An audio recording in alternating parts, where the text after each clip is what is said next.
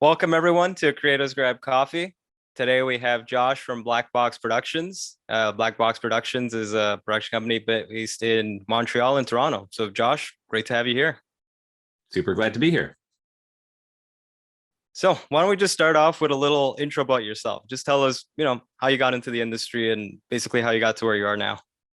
Sure. So I've been running Black Box Productions with my business partner, Ben, for a little over a dozen years.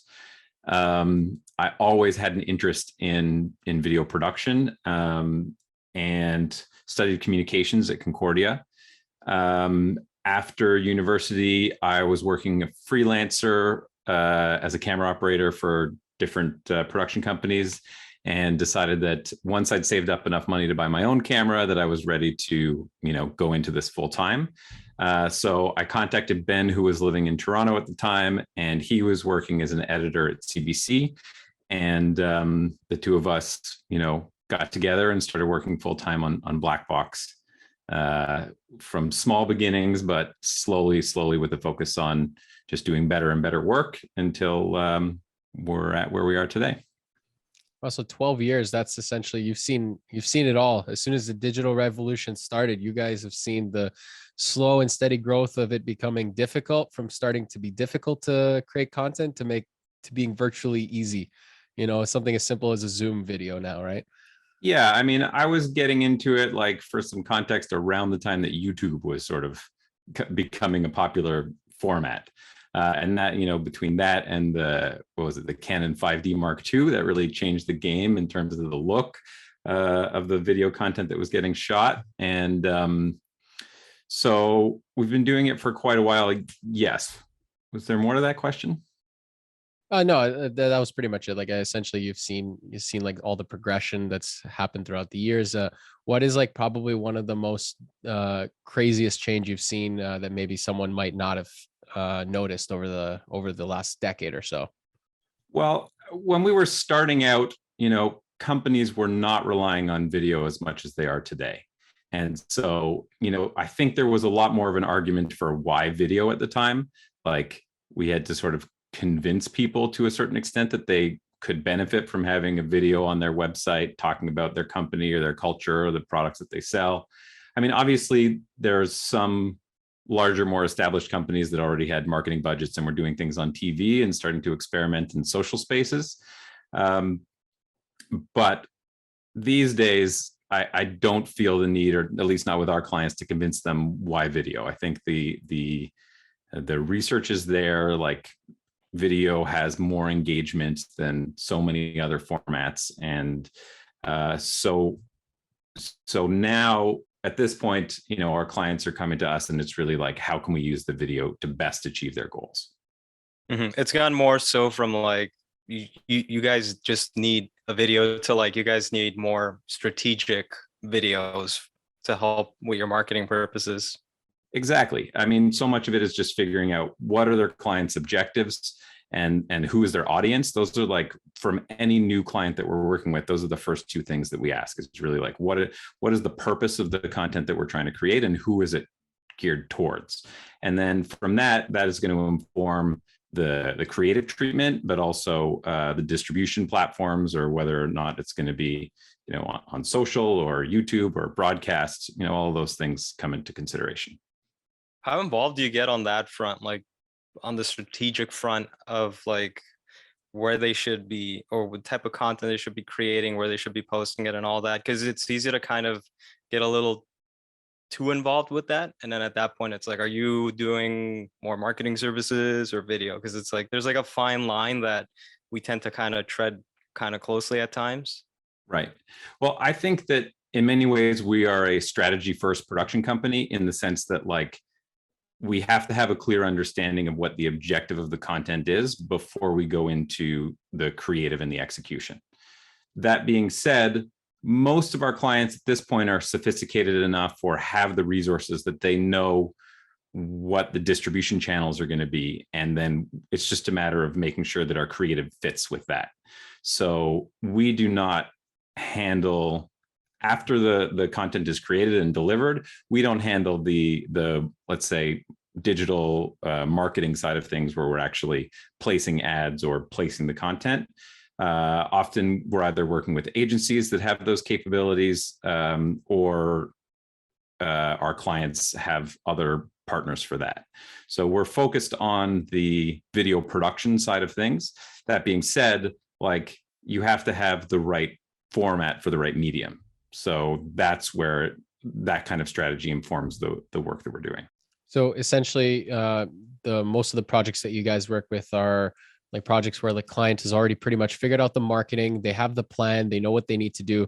They just need to get the video created, and they come to you to kind of execute that and like help figure out the creative for that specific project, right? No, not always. In fact, so half of the clients that we're working with are certainly, like, when we're working with an agency, the agency has already done a lot of that strategic legwork and often creative legwork. They know more or less what the project is going to be. And then, yes, they're relying us mostly for our technical expertise, for our ability to sort of, deliver on the creative and make sure that it looks good, sounds good, and, ticks all the boxes. But we also work with clients where they give us a general brief. We have a new product. Here's what it is. Here's who we think our audience is going to be.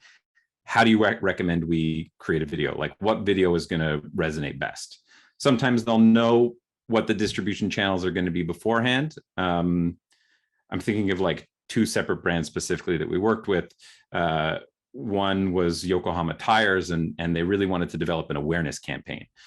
So we helped them to find out specifically who their customer was, who the audience they want to target is, what does the awareness campaign mean to them, and also, like, how much are we going to incorporate product features into it. Another campaign we were working on was with Mattel for a toy called Breakout Beasts, which was like a buildable, I don't want to say action figure, but a buildable toy that has slime, and each one is a different beast. And that target audience is like young boys, mostly like 7 to 10-year-old boys that are going to be adventurous, love slime, have lots of energy, that kind of thing. So for that campaign, again, it's figuring out, like, what is the story we're going to tell to get these kids excited about this toy. And so we built a whole backstory about, like, this kind of Indiana Jones type character that's like exploring through a cave and discovers these eggs. The toy comes in a plastic egg covered in slime, and then or cobwebs, and then opens it up and, is excited playing with the toy. So it's not just like, here's this toy and here's how you play with it, but like, what story can we build around it to achieve our clients' objectives of, announcing this new product launch and getting kids excited about the product. Did you keep in, when coming up with the creative for that, did you kind of refer back to like the 90s toy commercials that were around, where it was like extreme zoom ins, wham, bam, kaboom, like just action, and for like 15 to 30 seconds? I mean, we've done a fair bit in the toy space. I think we'll get to that a little bit later when we start talking about business stuff, because we're sort of launching a new venture specifically for the toy and gaming industry. But yes, attention spans are short. This was a 20-second spot. No one frame lasts more than 3 seconds. Probably its average is about 1.2 seconds or something like that. So it's definitely fast-paced, but we are not necessarily throwing back to an aesthetic that's 90s. Like, we're using the current toys, and like, by toys I mean the camera equipment that I get to play with, but like probe lenses and stop motion building up the toy and all kinds of things like that. So we're still making it sleek and contemporary, but definitely like fast-paced and fun. Interesting. Why don't you tell us a bit about the relationship you and your business partner have? Because it's often we don't find a lot of other companies that have like a partnership. It's usually just sole proprietorship that maybe expands later on, or it might be like, I think we've either just seen that, or we've seen like 3+ partners. So Ben and I have, I think, a bit of a unique story, because we met when our parents were pregnant with us.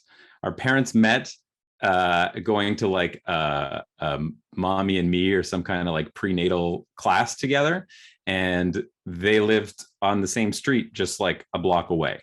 So we've known each other and had play dates literally since we were born. And So you're not partners, you guys are brothers, basically. it's pretty close to that, yeah. And so like we were friends for a long time, and our interests sometimes overlapped. And he was studying filmmaking in Toronto. I think it was at Ryerson at the time. Oh, we're Ryerson grads too. And I was studying communications at Concordia, and then he was working in CBC News, as I mentioned, and just like an incredibly fast editor. I got to sit in on in the newsroom with him, basically, as he was getting the clips that are going to air in the preview of the 6 o'clock news, like tonight's top stories. And so we were hanging out there for a little while, and not much was happening. And then I think like 20 minutes before air, someone came in and was like, okay, here's the story and here's what we're going to do. And he would pick the highlights and chop it up and send it on the server. And like, it was on air, seconds later, basically like 60 seconds before he finished the edit, or after he finished the edit, it was online or on TV. So I was like super impressed by his editing skills, storytelling ability, longtime friend. We share like a lot of similar interests. So when I wanted to go into this more full time, we started talking about like, how can we turn this into a business that we work in together? So how did you guys turn it into a business? Like, what was that like? Well, in the beginning, we were just sort of saying yes to everything and figuring out what it was that we were going to do. I mean, within our organization, at this point at least, I am the producer on most of the projects. I help coordinate things with clients, establish that strategy sort of off the top. And then I'm also the cinematographer. So not everything, but most of the time I'm the one lensing behind the camera, responsible for the visual aesthetic. And then Ben, on the other hand, is very creative and much more of a storyteller. So he focuses on like the content when he's the director of our projects usually. And so he's getting the performances out of the actors. And so while I'm kind of like not listening to what they're saying during the interview, but making sure that there's no weird reflections or shine, he's focused on the content and doesn't have to think about the aesthetic as much. And then he also leads our post-production. So he's often editing on our bigger projects, but then we have a team of editors that he oversees as well. So yeah, when we were starting out, we were trying to find our way and find some gigs. I could tell you a couple stories about like projects in the early days that we achieved like only by hustle. So the first one was, there was someone who posted online looking for a Steadicam operator for a shoot. It was on Craigslist. This is like how I was finding work in the earliest of days, right? Someone posts on Craigslist they need a Steadicam operator. I'm not a Steadicam operator, but I wrote back anyways. And I just basically said something to the effect of like, I'm not a Steadicam operator, but I do have a very steady arm. Would you like to meet and discuss? And he brought me in for an interview and we talked for a bit. He was starting up this like home and garden style show. It was like half-hour episodes. And I realized that he probably didn't know what a Steadicam operator was anyway, and I had more production experience. He kind of had like this vision for the production. So he agreed to work with me. He realized that we could get the shots without a Steadicam. And then shortly after, Ben got brought on the project as well because he needed an editor and a director. So we started working with a few other people. So that's like my first story of just kind of an ambitious, like knowing that I'm not fit for the job. I didn't lie. Like I wasn't going to pretend that I was a Steadicam operator if I'm not, but at least like trying to get our first foot in the door in different places and not being afraid if it wasn't the perfect fit, as long as you're sort of straightforward about what your skills are. That project worked out in the end and got us, like, we were working pretty consistently for probably the first year on that project. So that was a good sort of start into production.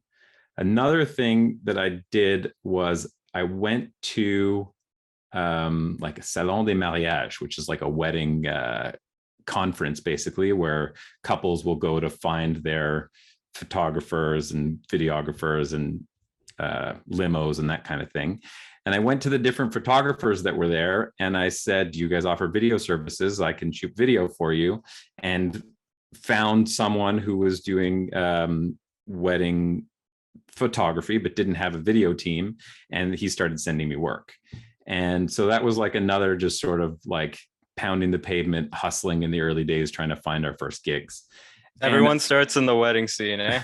Yeah, You or at know, least in weddings some are a form. really great way, especially for documentary camera operators, to have a sense of like focusing on what's important or getting the shot that's right in front of you, but have a situational awareness about everything else that's going around you. Like if you're doing, I don't know what, shots of bouquets or cutaways of whatever, and then you see this beautiful moment with the flower girl and the bride, like you've got to be aware enough to stop what you're doing, grab that shot and like capture all those moments. So yeah, I haven't shot weddings in probably a decade, but it was definitely a great way to sort of get started and hone your skills as a camera operator. It also like really teaches you how to make, like you said, the quick decision making, which is so important across other aspects of the business, you know, whether you're shooting at that moment or anything else, because, you know, situations constantly keep changing. Nothing's ever always going according to plan. You can pre-production the hell out of a project. There's always going to be at least one little thing that kind of is like a wrench in the engine, you know, and you have to be able to adapt very quickly, make decisions that not only sometimes, you know, fix that solution, but also excel past it. And that's like a good kind of, and weddings are like that foundation for a lot of us, where that was like the first time we actually started to kind of get a sense of how to do that problem solving. So yeah, it's always funny to hear that like everyone, most people have at least started, at least 90% of us, right, in that scene. Because it's stable work, right? You That's know the what other your thing. dates are for that thing, like, and it's pretty consistent too. So that's why a lot of people get into it at the beginning. Plus, it's a great place to test your gear. Yes. New lens, boom, let's try it out, guys. So after weddings, what was kind of like the next pivot for you? And you said like that's kind of like one of the first few things, especially with that other project. What was kind of like the first transition for kind of getting more consistent, like maybe corporate or commercial type projects? Sure. Like I said, like earlier on, we were really just saying yes to everything and trying to figure out where it was that we fit in.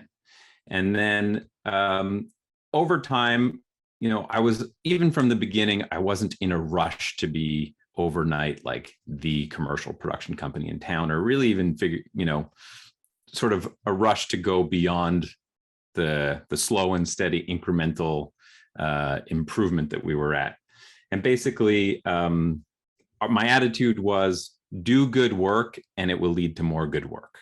And so, you know, slowly but surely, we started working more with agencies. In fact, you had Ian Buck from Notch Video on the first season of your show. And Ian and I worked together quite a bit on projects. And I think they were starting Notch around the time that we were starting Black Box. And Ben had worked closely with Ian, and then Ian and I had gone on several shoots together. We went out to Las Vegas for with Samsung during CES. We went out to Austria for a skiing video with Sport Check.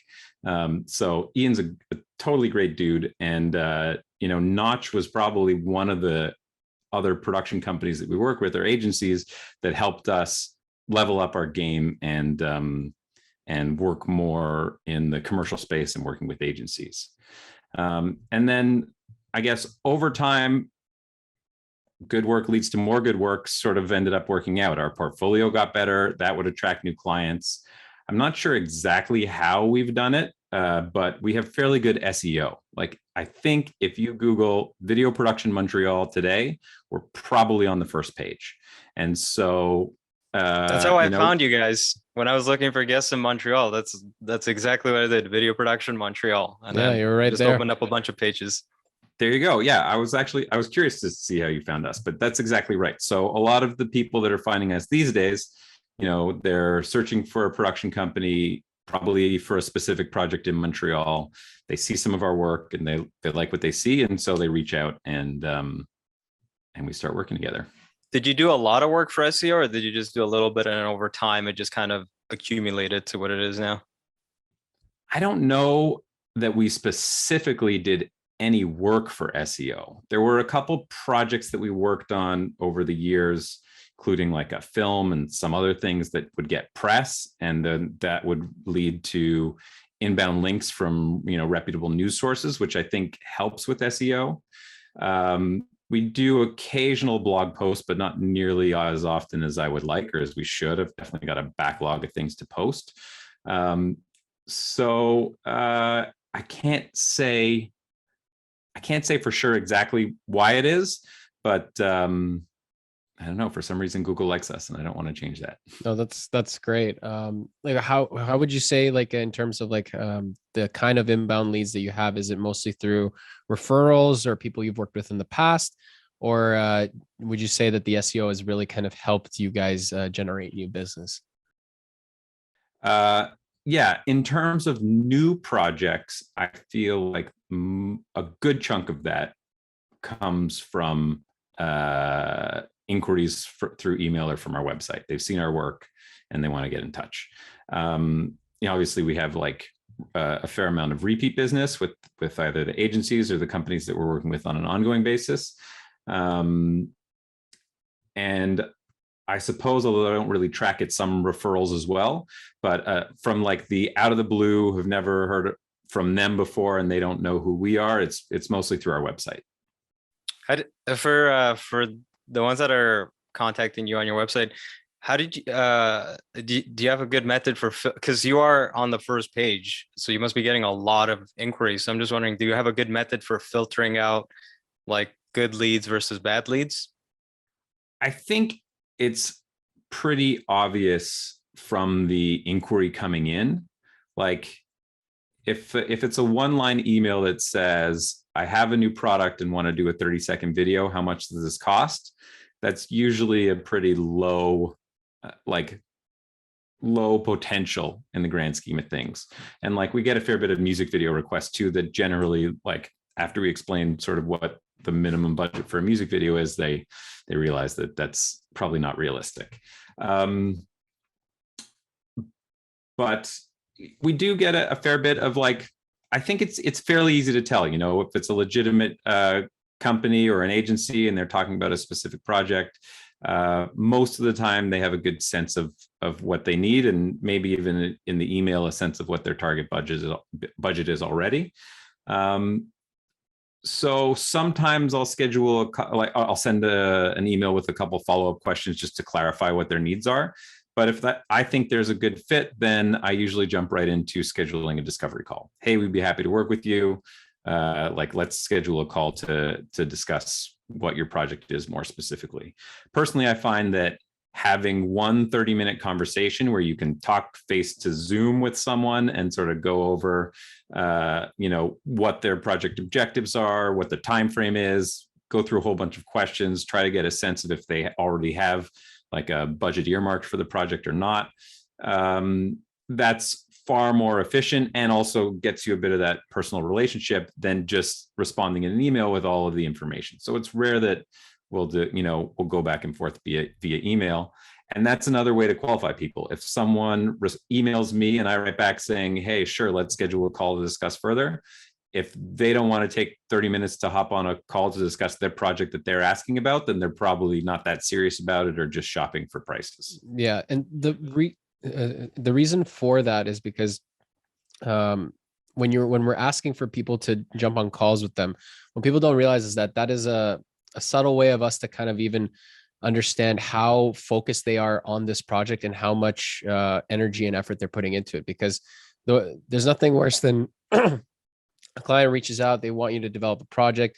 You know, we go through so many steps to kind of make it happen, but their mind is kind of a little bit elsewhere sometimes. And that's also sometimes where the budgets are a good way to kind of determine who's as focused with it, right? So like if a client wants, say, as you said, a music video for like $1,000, maybe they're not as confident in the project or like know what they need at that point. Whereas if someone is with 20,000, it's like, here's our plan. This is what we have. This is what we want to do. We need your help to get us to execute it, right? So it's kind of like a good way to distinguish things. Even something as simple as, let's just hop on a quick 30-minute call. It can tell you a lot.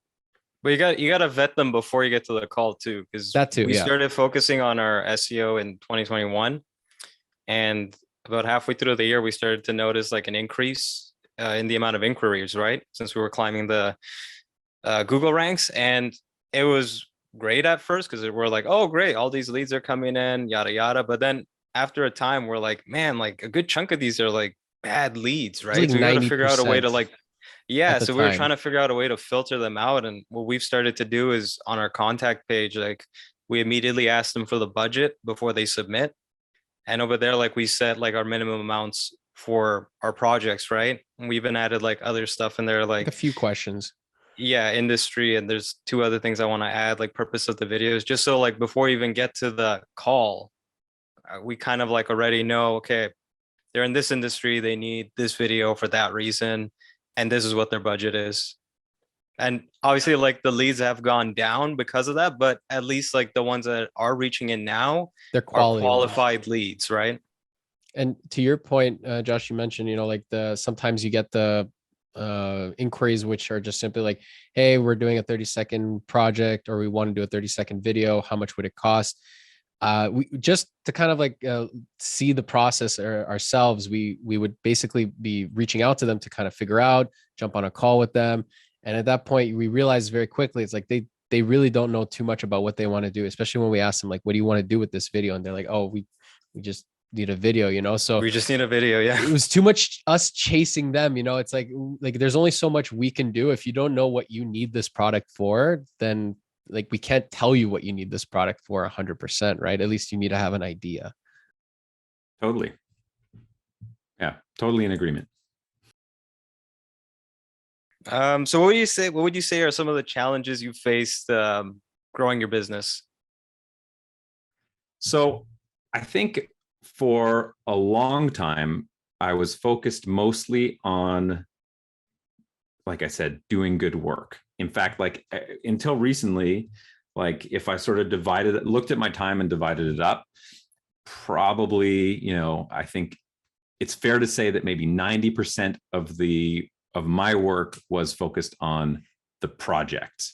So that could be anywhere from the proposal stage of working with the client, the actually production and making the video, or creative development, and, editing, all the way through delivery. We were focused on the project specifically.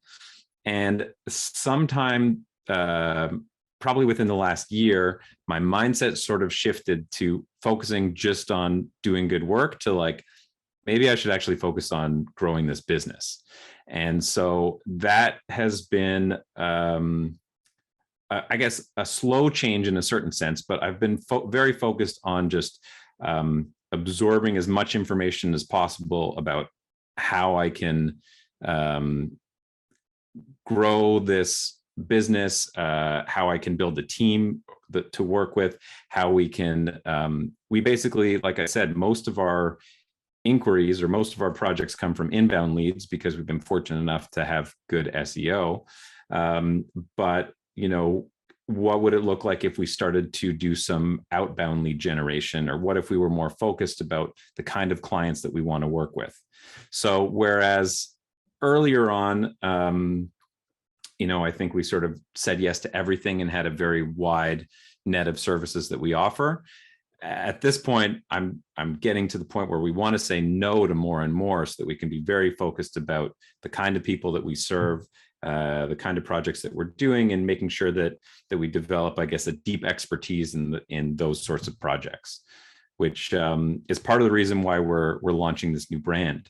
I don't know if now would be a good time to talk about that or not, but well, this episode is going to air in like a month, so if you want to It'd be the launch. say it now, if you're launching within a month, so then now is the perfect time to say it. You heard it here first, maybe. You heard it here first. So, we've over the years we've done a lot of work with entertainment brands, toy companies, video game companies, and so we in like reading the I guess the literature out there, listening to the podcasts from other experts, over and over you hear people talking about develop a specialization, find your niche. That way you're more clear when you're speaking to your audience. You have a better understanding of the category that you're working within. And so we are launching a brand called The Fun Machine, and it's specifically targeting the toy and gaming industry. And the idea is we help you sell fun, basically. So that's sort of been a project that we've been working on for a couple months. The website is up now, and we're working with someone to sort of get us in front of our ideal prospects.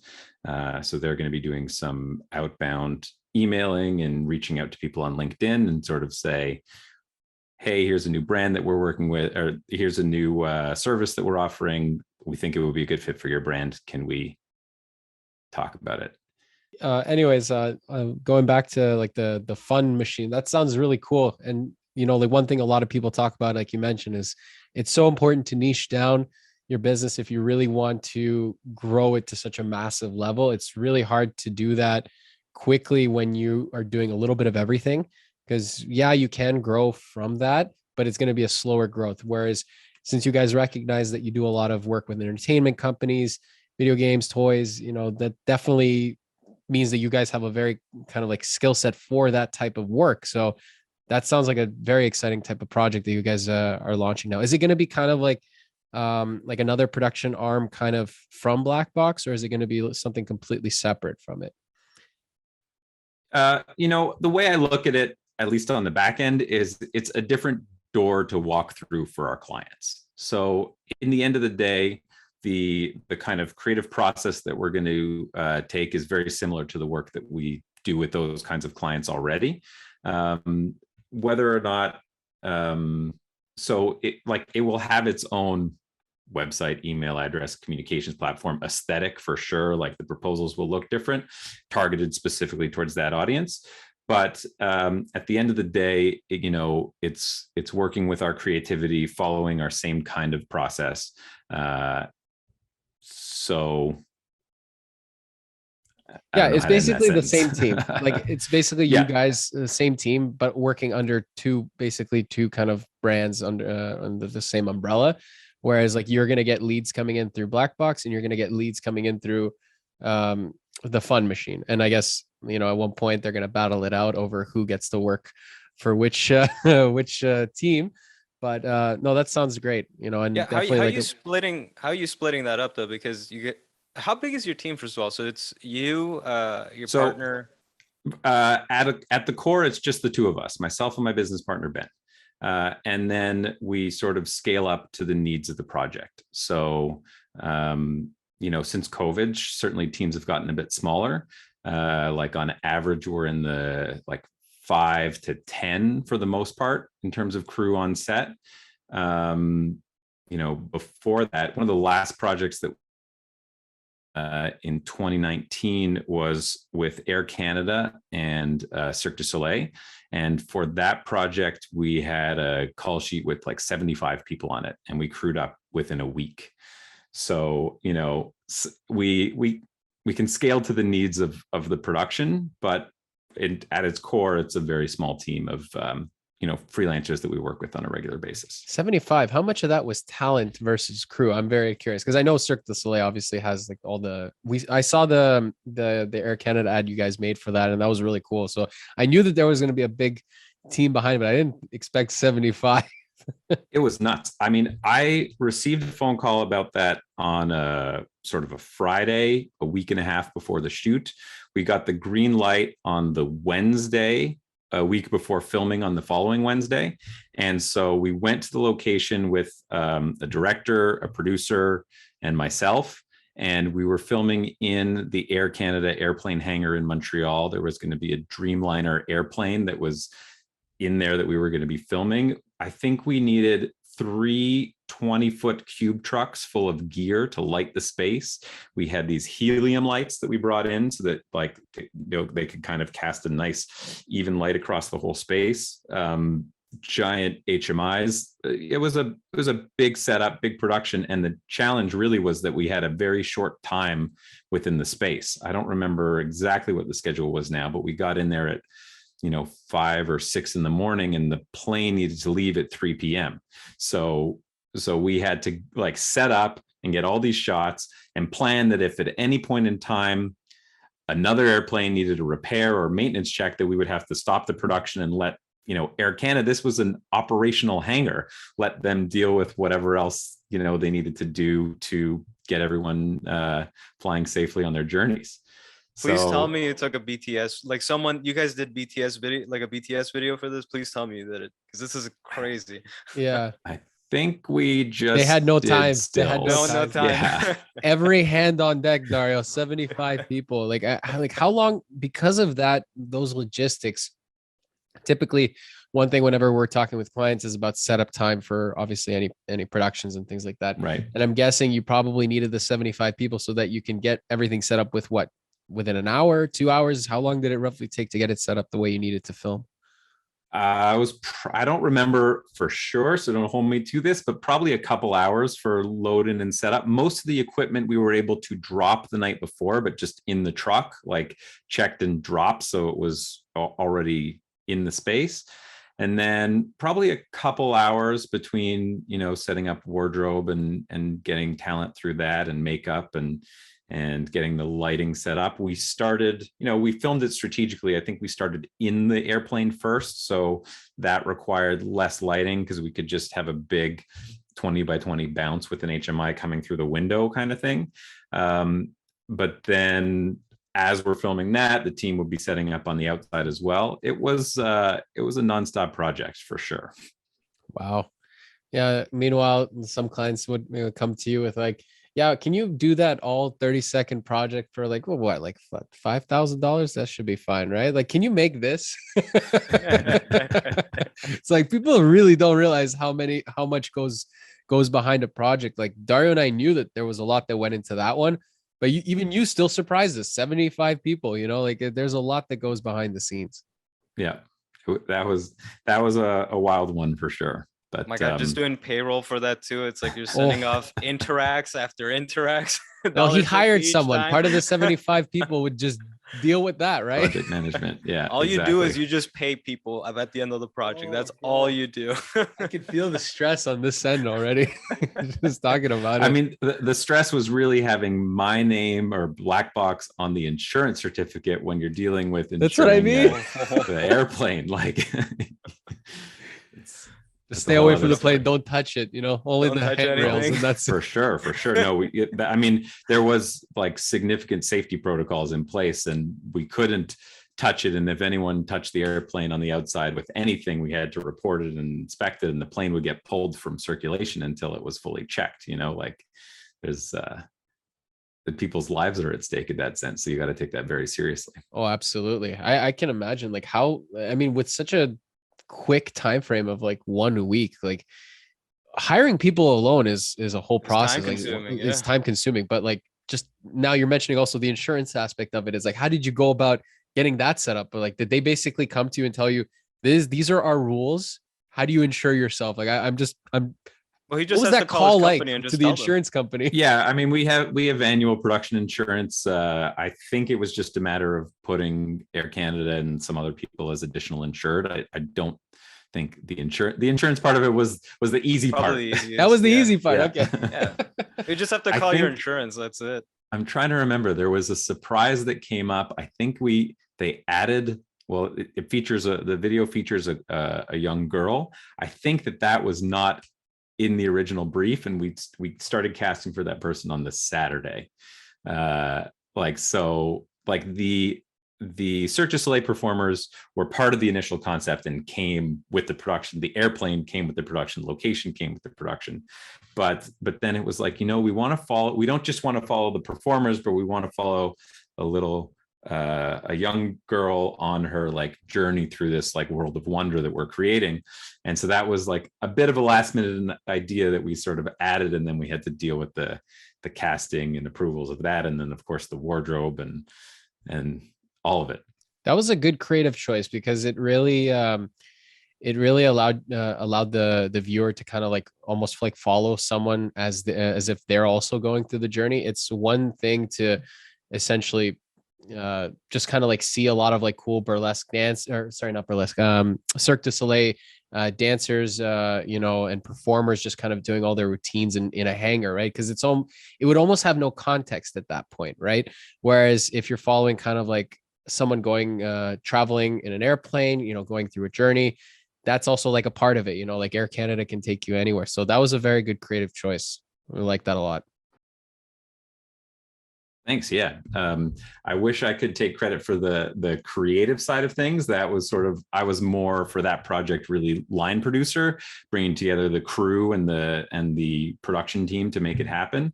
The creative was coming from an agency called Wasserman based in Toronto.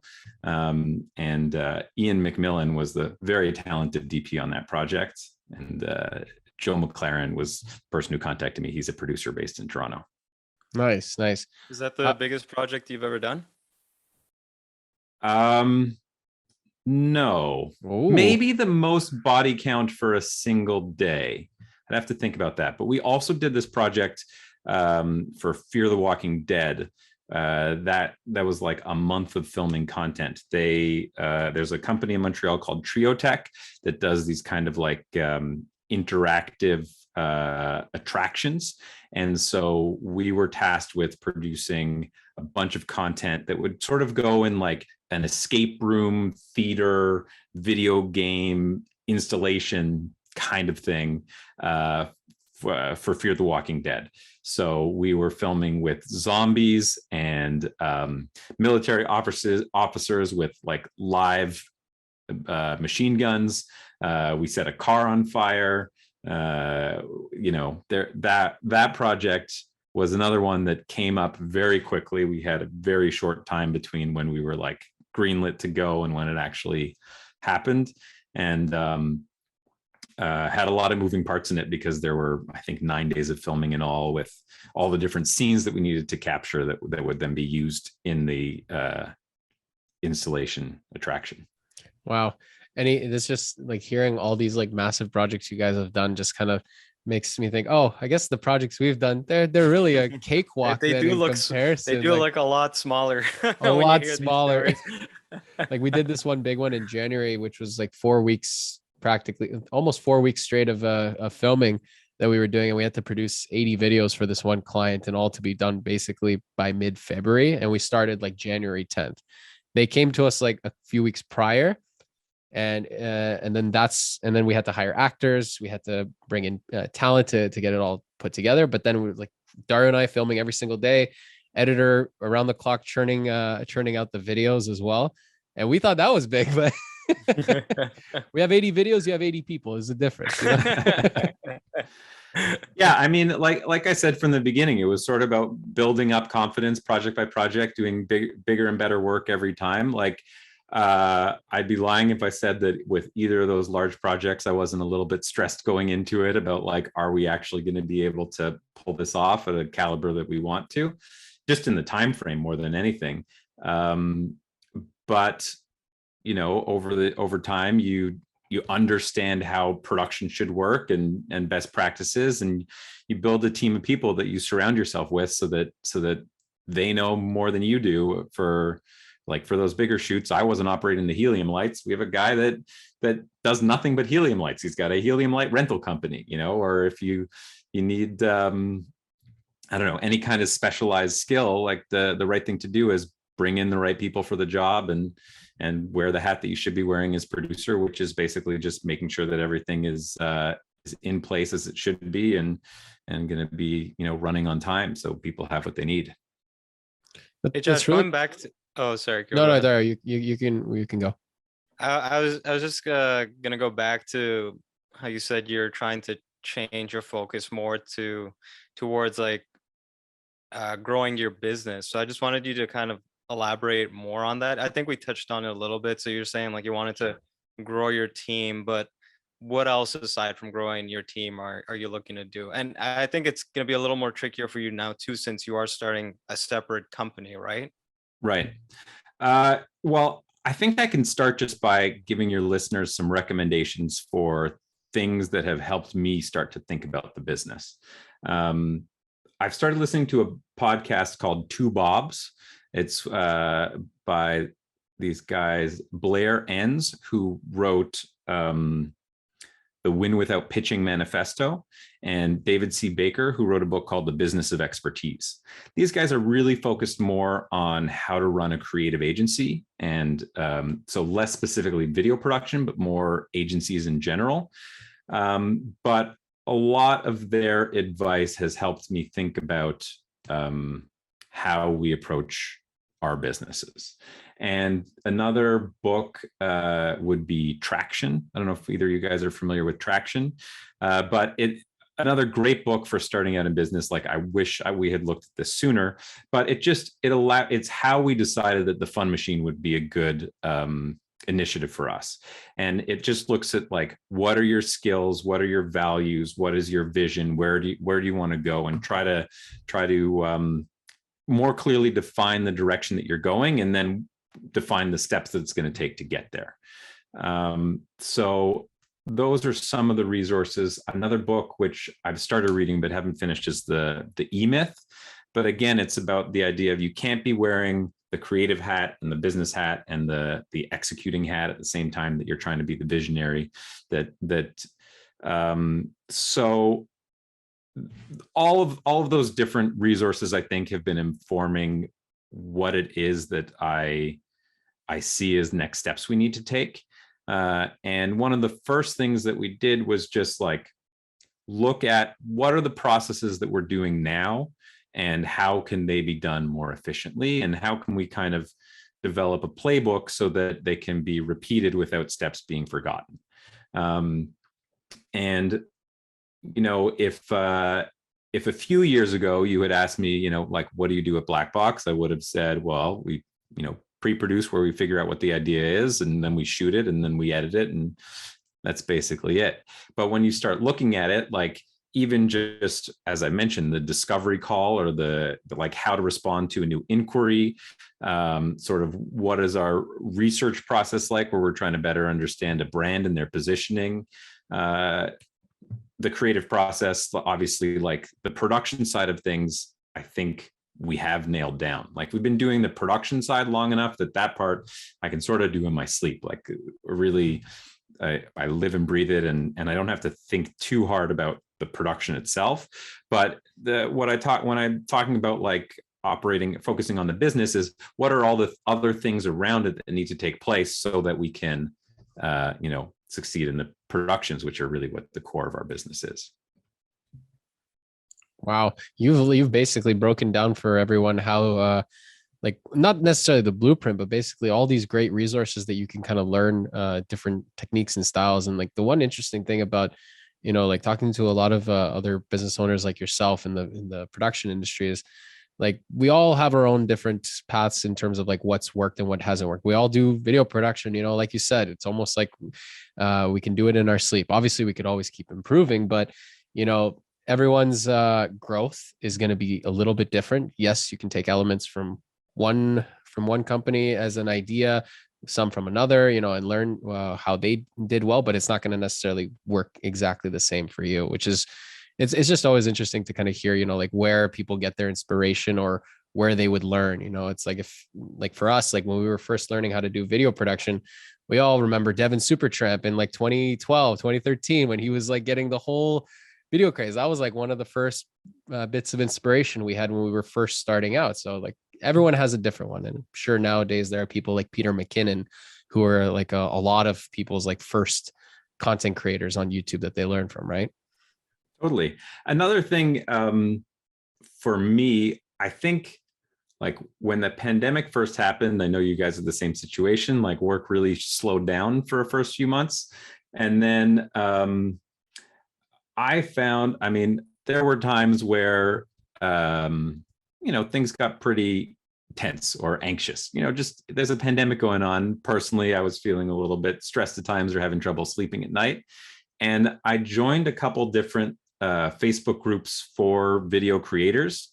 And I found that one of the ways that I could kind of get my mind off of that, and like, I've got some pleasure from, or some personal fulfillment from, was just giving my advice to other people that were in the same boat, or, maybe, like, had a question about how to approach something with the client, that I felt like I had something to offer.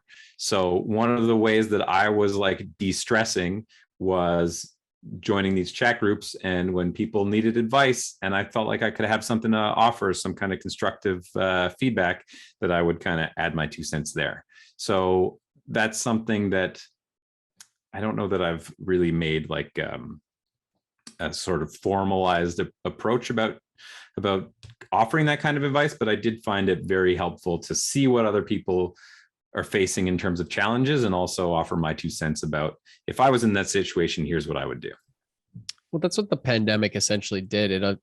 Everyone, like you said, everyone was like suffering in some way, in one way or another.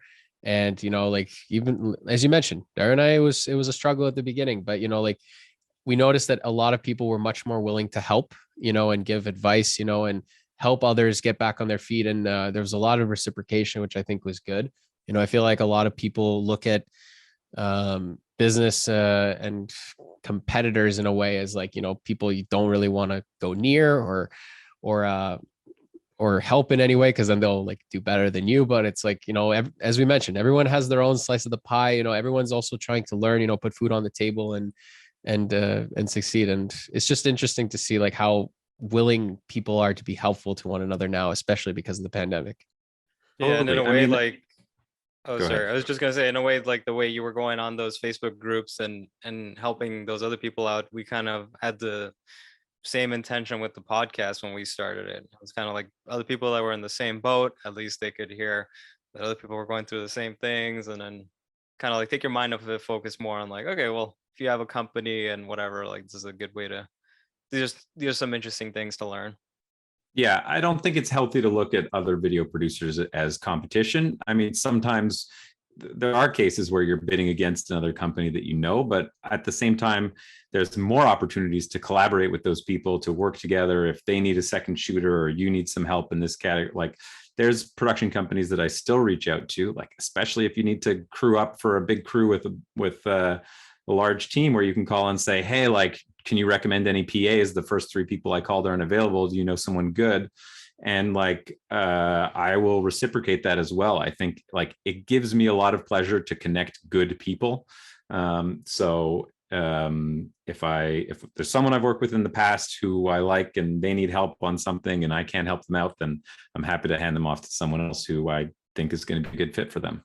Yeah. And one cool thing after doing this podcast is that we've also gotten into the habit where like sometimes like we even see like there are projects where like, oh, we know that this potential project would be a great fit for XYZ company. Let's connect them, because I think that they'll do such a great job for it. Because, like you said at the beginning, everyone wants to do a little bit of everything, right? And then over time, you start to recognize what your skill set is, what you're really good at. You start to find the talent around you where that they're really good at something that you aren't. Better to recommend them, and it makes not only them look good, it makes you look good, for making that recommendation. And everybody gets to work and collaborate eventually over time, right? Which is really cool. Totally. Yeah. I mean, I think for us at Black Box, our focus is really on like well-crafted projects, like things that are done with intention. There's a lot of thought that gets put into it. I mean, often working with agencies or our clients directly, there's a period of weeks leading up to the project just to get alignment on the creative treatment or the script or those kinds of things.